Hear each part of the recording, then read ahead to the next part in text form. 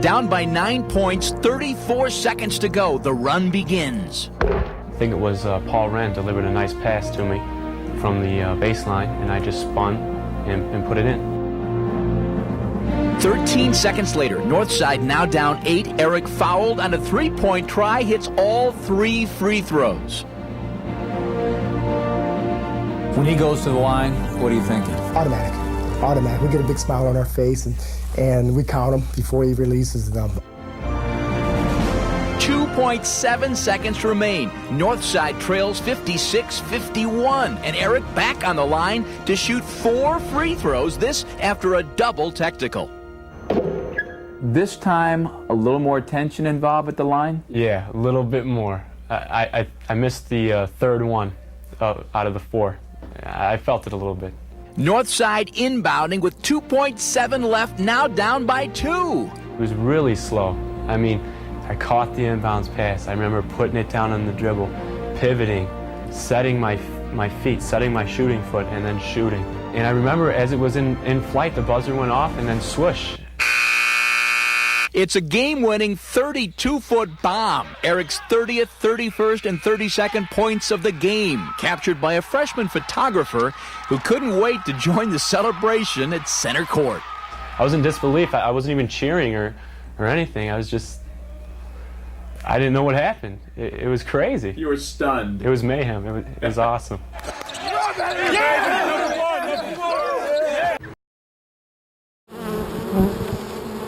Honeybees aren't buzzing quite like they used to. Over the last 60 years, the number of managed hives in the U.S. has dropped from 6 million to 2.5 million. Largely thanks to pesticides, parasites, and habitat loss.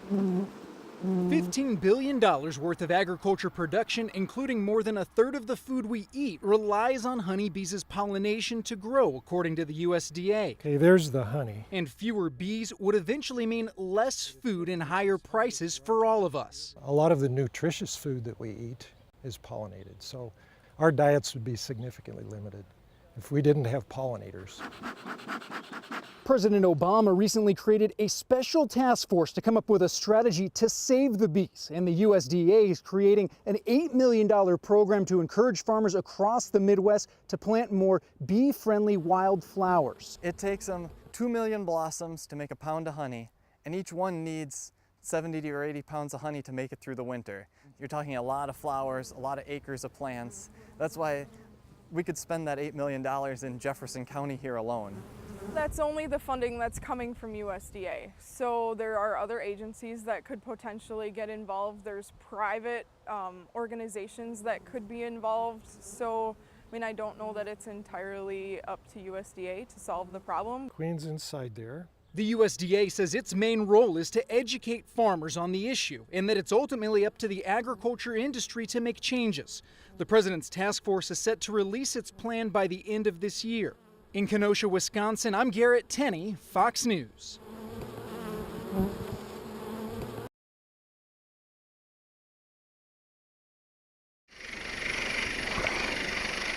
When rescuing victims from frigid waters like the Great Lakes, minutes save lives and searches take hours.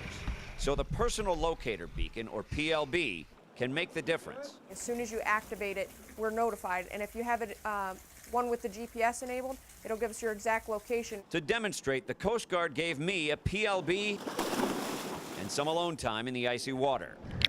5 miles out in Lake Huron. 52 seconds after activating the beacon, rescuers on shore were notified.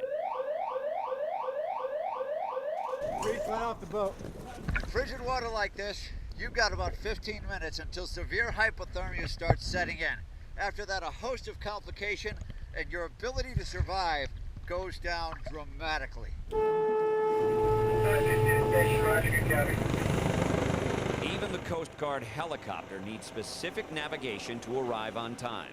Just seeing from here up is very difficult to see that person in the water. The PLB points them to the spot.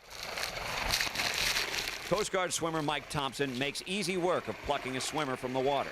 The difference between a rescue and a recovery is getting him to the victim on time. Good evening, ladies and gentlemen. It's showtime. Command Performance, the Rat Pack, Dean Martin, Frank Sinatra, and Sammy Davis Jr. opening a show lounge in the middle of nowhere, Wheeling, Illinois. Oh, it's a long way out here, ain't it? November 1962, and only one man had the kind of muscle to drag the pack from the bright lights of the Vegas Strip. I'd even work here without any pay. To Restaurant Row in Wheeling. That man, the Chicago mob's boss of bosses, Sam Giancana. He ended up putting gondola rides in the Des Plaines River and wonderful things like that. Sam Giancana's daughter, Antoinette. The boys, both here and anywhere else, owned some of the nicest restaurants. The boys she's talking about are outfit guys, and there's a long tradition linking the mob with restaurants throughout Chicago and the suburbs. It's given them legitimate business to say they're employed at, and it's given them money from behind the scenes also. And in a lifestyle where tomorrow's never a guarantee, eating out offered some normalcy in a world that was anything but. Every day was almost like the Last Supper.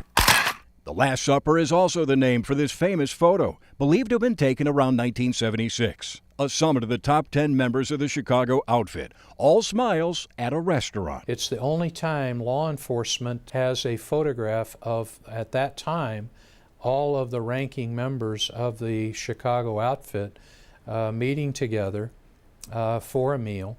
Today, these capos and bosses are all dead, except one, Joey the Clown Lombardo.